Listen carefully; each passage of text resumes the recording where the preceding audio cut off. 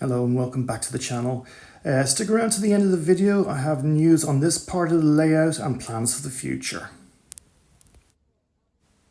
Today we're going to look at this Wrenn Railways N2 tank locomotive. How many items that were made 50 years ago or more do you know still work just the way the day they were made? I'd say it's very few. This model has almost no plastic on it at all. It's solid die cast, and I know it doesn't have the detail of modern items, but when it's on the track it certainly has a feel about it. It's really robust and it's really solid, and it's of course very heavy because it's solid die cast. She still has the original motor, works perfect.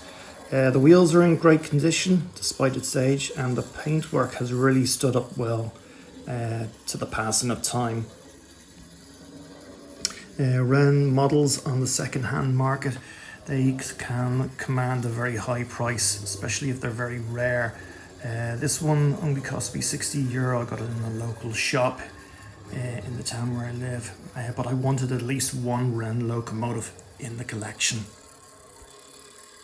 The 1960s was a bad time for the model railway industry, and Hornby 00, Trian and Wrenn all went into bankruptcy. Wrenn managed to buy themselves out of that, and they bought up the Hornby 00 castings to make these models, and they continued on until 1992. Just taking a closer look at this model, you can see how well it's made. I mean, it's all metal and die cast. It does have plastic wheels on the trailing bogie there. Might change them so I can add a couple of extra pickups to stop on the point work.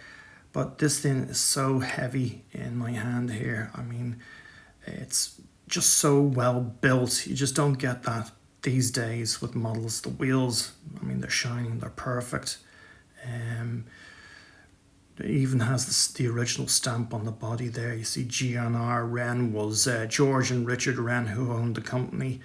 And it's just, you know, it's something different on the layout, you know. Yeah, it does look a little bit toy-like, but it certainly has a presence.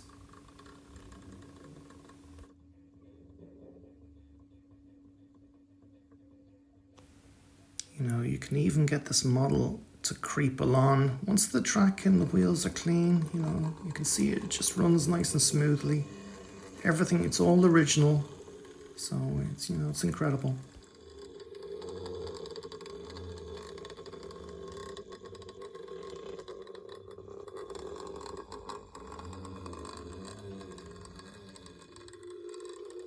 So how old is this item?